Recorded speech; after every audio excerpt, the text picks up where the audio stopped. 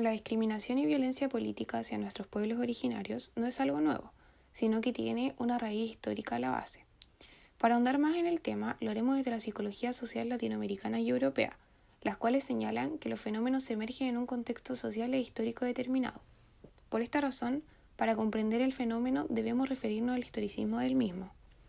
El conflicto social a la base data desde la llegada de los españoles al continente americano. Esta llegada significó una conquista, pero no solamente territorial y política, sino que también una dominación cultural para las diversas poblaciones aborígenes. Esta conquista tuvo como meta el imponer solo una forma de ver el mundo, la cristiana y occidental, lo cual significó un choque cultural, o en otras palabras, el mutuo cuestionamiento de sus correspondientes formas de ver el mundo, sus valores, creencias, costumbres y tradiciones.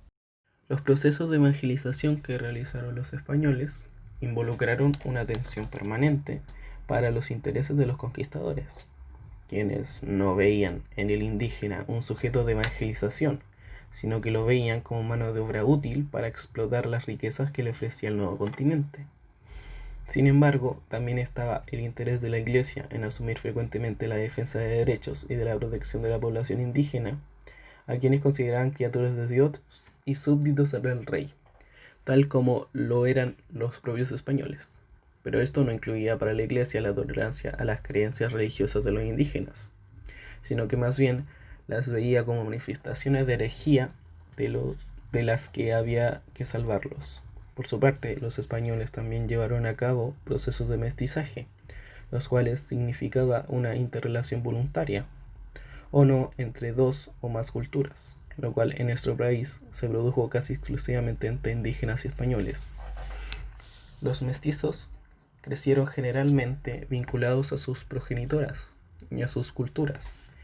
El padre español más bien estuvo ausente y muy pocas veces tuvo unión debido a la institución del matrimonio, ya que en la mayoría de los casos el mestizaje e hijos entre españoles e indígenas eran producto de violaciones, demostrando la presión desde el grupo conquistador hacia la población nativa.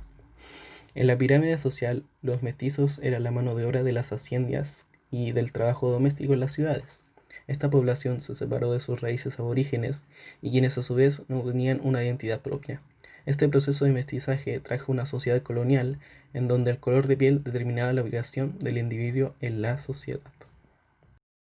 Los indígenas fueron víctimas de trabajo obligatorio por parte del pueblo español, quienes luego de dominar un territorio se repartían a los indígenas para que dominaran las actividades productivas. Producto de este abuso, una gran parte de la población indígena desapareció.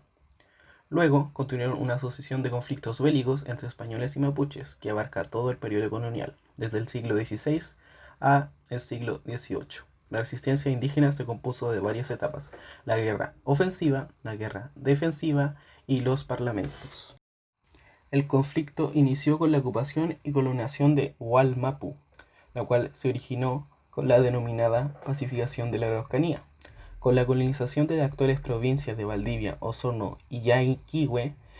con la constitución de la propiedad de la tierra, con la soberanía estatal chilena y la modernización capitalista, esta desposesión territorial mapuche permitió la emergencia de una élite terrateniente suplantadora que desde fines del siglo XX, con la implementación del neoliberalismo, se sentaron nuevos actores económicos y capitales extractivos como la industria forestal. El despojo de territorios a mapuches, la dominación racial, la lógica de eliminación, genocidio y desintegración de pueblos indígenas como sujetos colectivos es la base de este conflicto que continúa hasta los días de hoy. De modo de explicar este fenómeno, tomaremos en cuenta la teoría de grupos e identidad social de Tocqueville, quien dice que los grupos se constituyen en torno a categorías centrales como religión e ideologías políticas, entre otras. A su vez, estas categorías están asociadas a ciertos estatus y poder, las cuales le brindan la estabilidad necesaria a los miembros del grupo para adquirir cierta identidad en relación a este. Esta identidad social consiste en que el miembro del grupo crea un sentido de pertenencia con este, lo cual a su vez incide en su autoconcepto y su relación con los demás. Con esto, y a raíz de este proceso de categorización social, en virtud de la cual existe una conformación de grupos y también de identidades sociales de sus miembros, es que se crea y se produce la acentuación perceptiva. la cual se refiere a que miembros del endogrupo sobreestiman las similitudes y aspectos positivos que existen dentro de este, y a su vez desestiman los aspectos negativos que se encuentran en ellos mismos y en el grupo al que pertenecen. En relación a otros grupos, los miembros del endogrupo suelen desestimar similitudes con el exogrupo y sobreestimar los aspectos negativos del otro grupo. Esto es lo que sucede actualmente con los políticos y autoridades chilenas, quienes al verse enfrentados, al igual que los españoles, con un grupo que en base a su propia organización, creencias y sistema, opone resistencia ante sus normas, patrones y creencias culturales establecidas en base al mismo proceso de colonización y genocidio durante la llegada de los españoles al territorio, ya que tienden a subestimar similitudes y proliferan las diferencias con el otro, lo que se vislumbra cuando las autoridades califican al mapuche como un sujeto que va en contra del desarrollo y la democracia, lo cual más bien configura una acción para legitimar la violencia política hacia el pueblo mapuche en nombre del desarrollo y la paz. Estos actos guardan similitud con los dichos de Zimbardo. El situar la maldad en determinados individuos o grupos siempre ha tenido la virtud social de librar a la sociedad de toda culpa, de exonerar a las estructuras sociales y a los que toman las decisiones políticas de su contribución, generando circunstancias que crean pobreza, una existencia marginal para algunos ciudadanos, racismo, sexismo y elitismo. El sistema político se ha encargado de ser cómplice y procurador de segregaciones sociales.